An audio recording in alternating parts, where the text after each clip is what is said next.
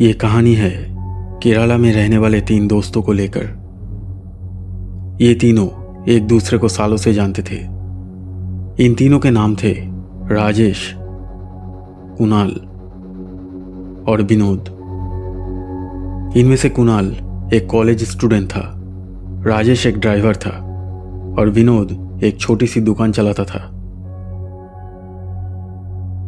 इन तीनों की जिंदगी में सब कुछ ठीक चल रहा था, लेकिन एक गलत फैसले की वजह से वे तीनों एक बहुत बड़ी मुसीबत में फंस गए थे।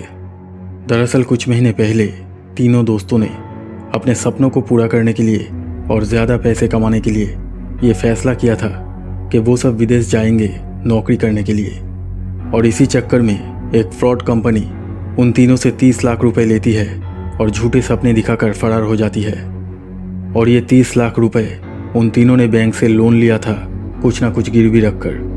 विनोद ने अपनी दुकान के कागजात गिरवी रख दिए थे, कुणाल ने अपने घर की ज़मीन गिरवी रखी थी और राजेश ने अपनी जीवन भर की जमा पूंजी लगा दी थी। और अब उनके पास अपने जीवन को बेहतर बनाने का कोई और मौका नहीं था। उल्टा वो तीनों अब इसी सोच में हमेशा डूबे रहते थे कि वो सब अपना अपना कर्ज कैसे चुका पाएंगे, क्योंकि विनोद और राजेश का रोजगार बहुत ही कम था और कुणाल तो पूरी तरह से बेरोजगार था।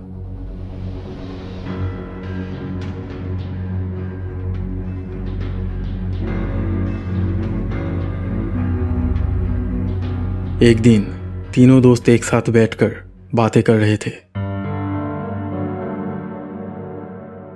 अगर मेरी दुकान चली गई ना तो मैं किसी को मुंह नहीं दिखा पाऊंगा।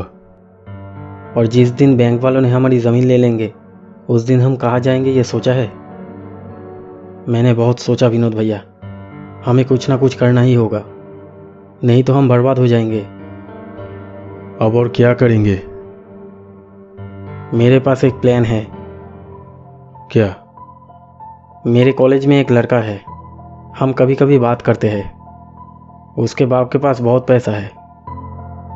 हम उसे किडनैप कर लेंगे और फिर उसके घर वालों से फिरौती के लिए पैसे मांगेंगे। नहीं नहीं, तू पागल हो गया है क्या? अब क्या जेल जाएंगे? कुछ नहीं होगा, हमें किसी भी तरह पैसे का इंतजाम करना होगा। कुणाल तू अपना प्लान बता। कुणाल अपना प्लान बताने लगता है।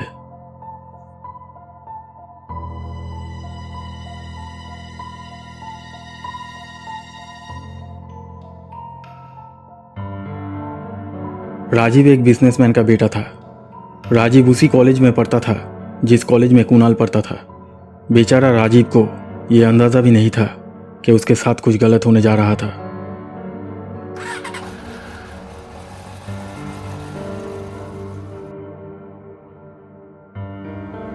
राजीव किस दिन कॉलेज आता था, किस दिन नहीं आता था, कॉलेज के बाहर वो कहाँ जाता था, किससे मिलता था, ये सब कुछ कुणाल नज़र रखने लगा था।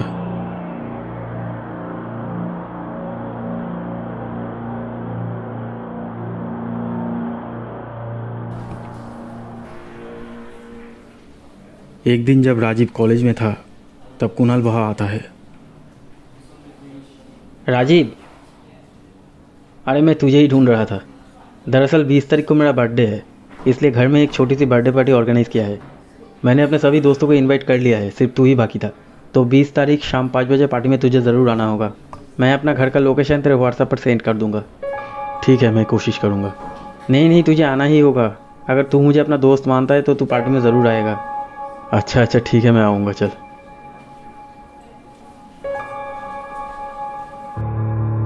सब कुछ वैसा ही हो रहा था जैसा कुणाल ने सोचा था। कुणाल ने राजेश का घर का पता राजीव को दिया था, क्योंकि राजेश के घर में राजेश के अलावा और कोई नहीं रहता था। कुणाल, विनोद और राजेश उस दिन राजीव के आने का बेसब्री से इंतजार कर रहे थे, जिस दिन कुणाल ने राजीव को अपनी पार्टी में आने के लिए कहा था।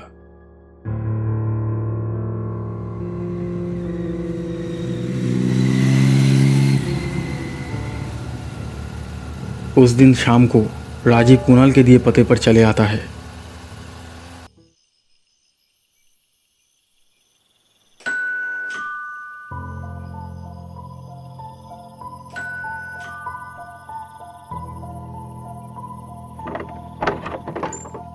राजीव को देखकर कुणाल बहुत खुश हो जाता है।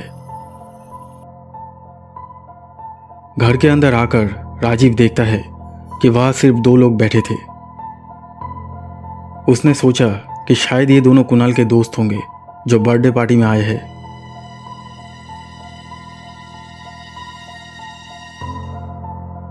इसके बाद कुणाल एक ड्रिंक्स लेकर आता है और राजीव को देता है।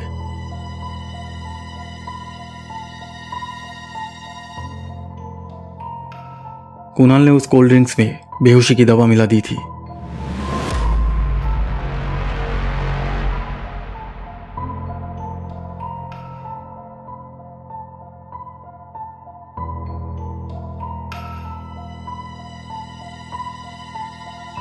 उस कोल्ड ड्रिंक्स को पीने के कुछ देर बाद कुणाल को बहुत नींद आने लगती है और वो बेहोश हो जाता है।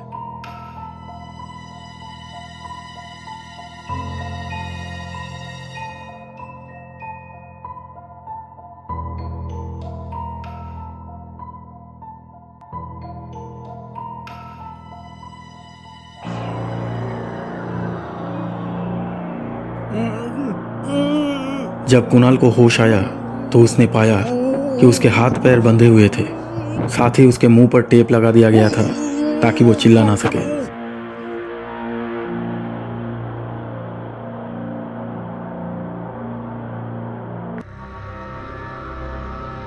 इसके बाद कुणाल फिरौती की रकम मांगने के लिए राजीव के परिवार को फ़ोन करता है। कुणाल कहता है कि अगर 1 हफ्ते के अंदर 50 लाख रुपए उसे नहीं मिले तो राजीव नहीं बचेगा, और ये भी कहता है कि कोई भी पुलिस को खबर देने की गलती ना करे। राजीव के घर वालों को पहले तो इस सब पर यकीन ही नहीं हुआ, लेकिन बाद में उन्हें सच्चाई का पता चल जाता है। राजीव के पिता के पास इतने पैसे नहीं थे, लेकिन कुणाल और राजेश कुछ भी सुनने को तैयार नहीं थे। जब भी राजीव को होश आता था तब उसे ज़बरदस्ती कुछ खिला पिला कर फिर से उसे नींद का इंजेक्शन दिया जाता था।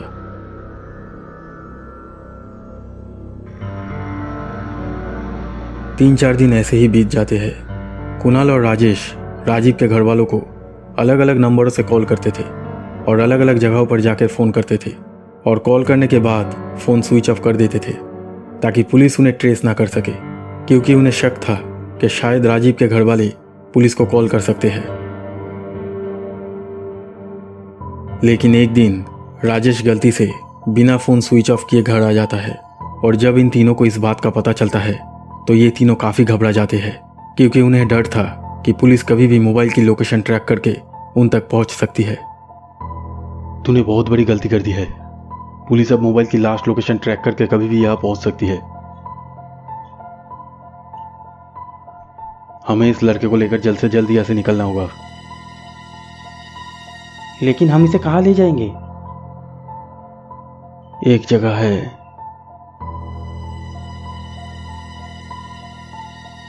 राजेश उन सभी को घर से बहुत दूर एक पुरानी बिल्डिंग में ले आता है। पहले ये बिल्डिंग एक अस्पताल हुआ करता था, लेकिन बाद में एक नया बिल्डिंग बनने के बाद इस पुराने अस्पताल को खाली करके ऐसे ही छोड़ दिया गया।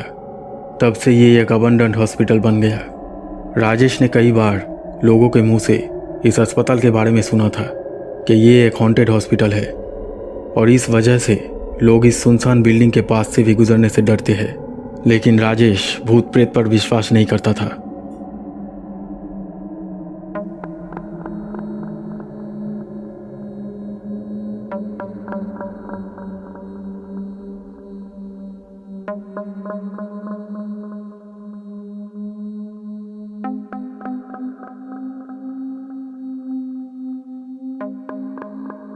यही रहने दो इसे। अगर कल शाम तक इसके घर वालों ने पैसे नहीं दिए तो इसे मारकर यहीं पर फेंक देंगे। अगर हमें पैसे मिल भी जाए तो भी हमें इसे मारना ही पड़ेगा, क्योंकि यह हम सबको पहचानता है।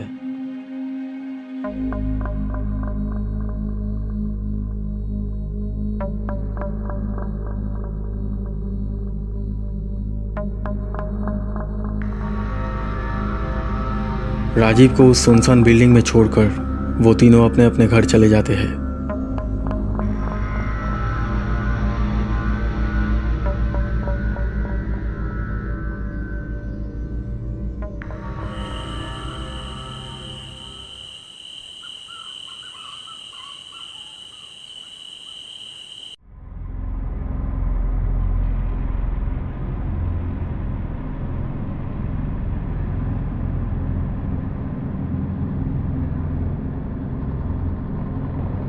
रात को 2 बजे राजीव को होश आता है।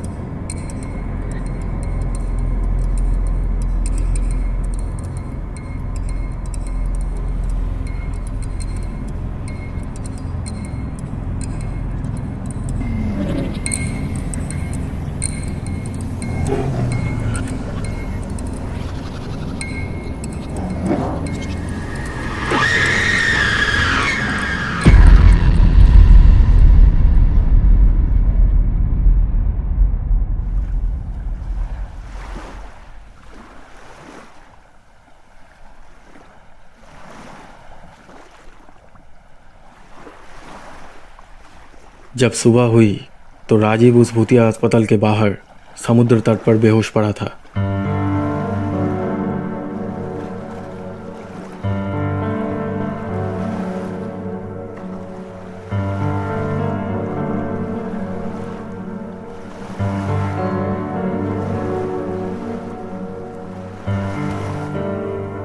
कुछ मछुआरे राजीव को देख लेते हैं और आखिरकार राजीव बच जाता है और पुलिस उसे उसके घर ले आती है।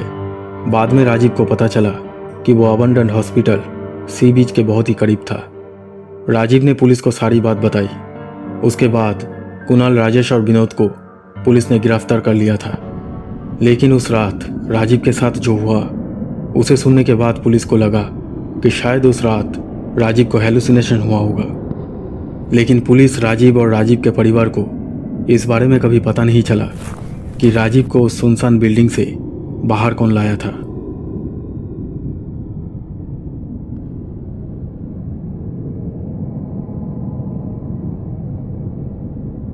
थैंक्स।